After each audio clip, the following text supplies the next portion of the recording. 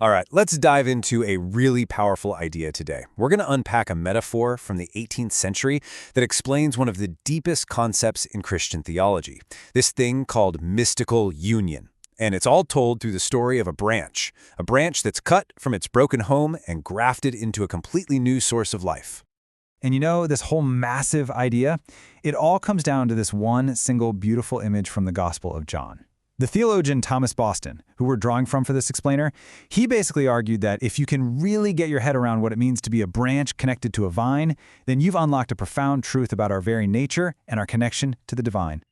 Okay, so here's our roadmap. We're going to follow this journey in 5 stages. First, we'll look at our natural state. Then, this choice between 2 family trees. After that comes the great separation, then being grafted into new life, and finally, we'll explore all the amazing benefits that come from that new connection.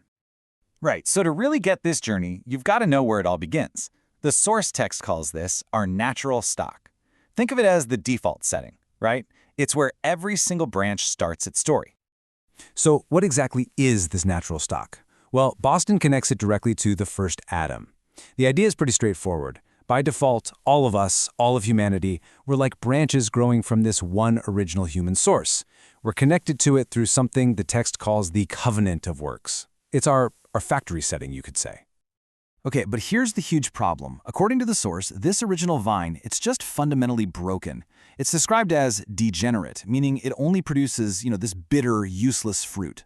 Then it's dead, like there's no spiritual life, no sap flowing through it at all. And maybe worst of all, it's deadly. It's actually passing on a spiritual curse to every single branch attached to it. Bottom line, it's a source that just can't sustain any real life. So this brokenness, this is what creates the central drama of the whole story. I mean, if the original source is dead and deadly, you have to ask, right? Is there another option? Is there an alternative? And what the text does is it lays out this incredibly stark choice between 2 totally different sources of life. And this is where the contrast just becomes crystal clear. On one side, you've got the first Adam. That's the degenerate, dead, killing stock we were just talking about. And on the other side, you've got what the text calls the second Adam, who is Christ, a supernatural, life-giving source. So you see, this isn't framed as just some small upgrade.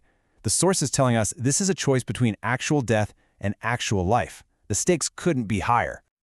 Okay, so that's the choice. But how do you actually make the jump?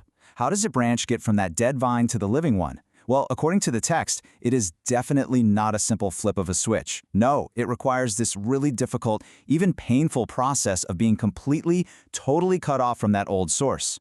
And the tool that does this cutting? It's called the pruning knife of the law. Now, obviously, we're not talking about a literal knife here. It's a metaphor for that whole process of realizing you just can't fix yourself. It's that slow, agonizing discovery that no matter how hard you try to be good enough, your efforts are always going to fall short of perfection. And the text actually breaks down this whole internal struggle step by step.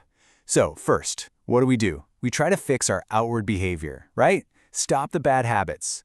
But when that doesn't bring any real peace, we go deeper. We move inward and we try to control our own thoughts. And when that fails, we get desperate. We start trying to make deals with God.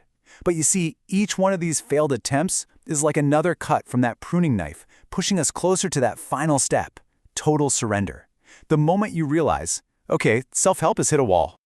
You know, at the heart of this entire struggle is something that's just so deeply human.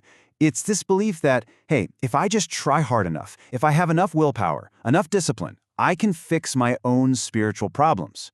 We tell ourselves, I can do this. I will fix myself. I'll make myself worthy. And right there, that's the core conflict.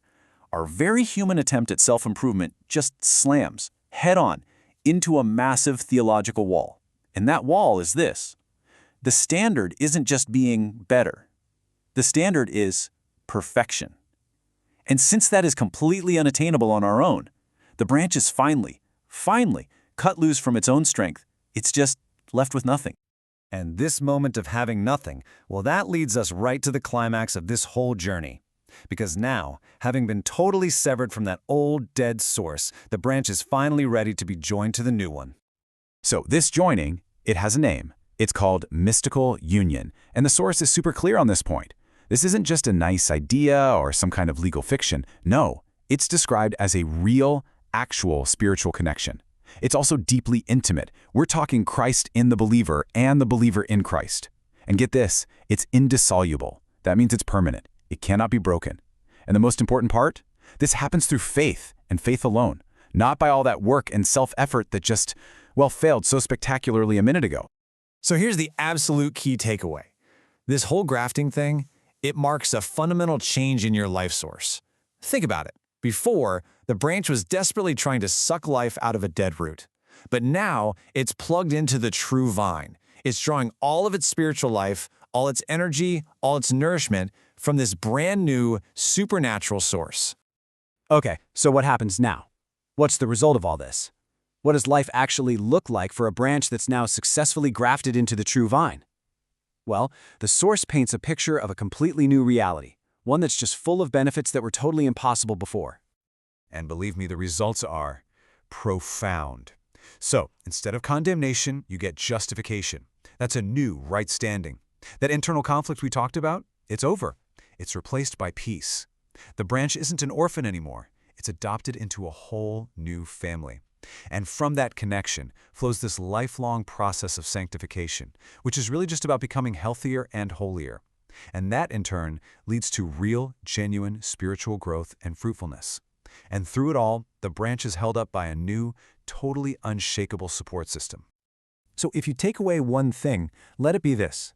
The entire point of this amazing metaphor is to show that this change we're talking about, it's not skin deep. This isn't just about trying harder or turning over a new leaf. No, it's about being plugged into a completely different power source. It is a total transformation, right from the root up. You know, in the end, the source material itself just comes right out and says it. This whole thing is a great mystery. I mean, think about it. The head of the vine is in heaven, the branches are here on earth, and yet they're truly, genuinely one. So, we want to leave you with a question to chew on. What does it actually mean, day in and day out, to live your life as a branch that is drawing every ounce of its existence from a vine that you can't even see?